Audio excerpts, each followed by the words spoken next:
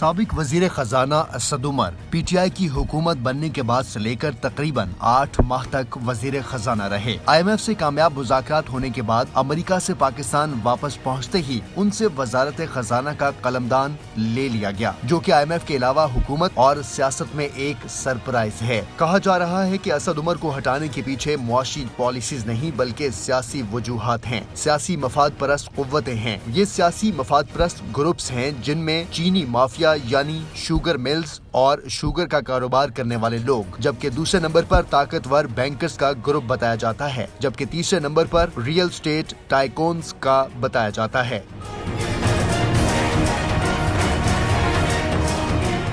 बात की जाए चीनी माफिया की, शुगर मिल्स और शुगर का कारोबार करने वालों की, तो उनको इस बात पर इख्तलाफ था कि सब्सिडी ना मिलना और सब्सिडी देने जैसे मामलात पर उनको एतमाद में नहीं लिया गया, जबकि ताकतवर बैंकर्स का ग्रुप ये कहता है कि बैंकिंग सर्विसेज की रेगुलेशन से मुतालिक कुछ फैसलों से वो नाखुश हैं। Real estate tycoons real estate में लगने वाले टैक्स की नई कीमतों के खिलाफ थे। इन तीन ग्रुप्स की आपस में मफाद परस्ती भी असद उमर को ले डूबी। कहा जा रहा है कि असद उमर को हटाने से हुकूमत पर होने वाली तनकीद और अपोजिशन के प्रेशर को कम किया जाना हुकूमत की हिकमत अमली थी, और मुआशी माहिरीन तज्जियाकार ये भी कह रहे हैं कि दरअसल पीटीआई के पास मईशत की बहाली का कोई प्लान पहले से मौजूद नहीं था और अब हुकूमत मिलने के बाद हुकूमत इस पर काम कर रही है, जबकि वजीर आजम हाउस से इन खबरों की तरदीद मिल रही है कि इस फैसले में कोई सियासी ग्रुप नहीं है और न ही किसी प्रेशर ग्रुप का किरदार है।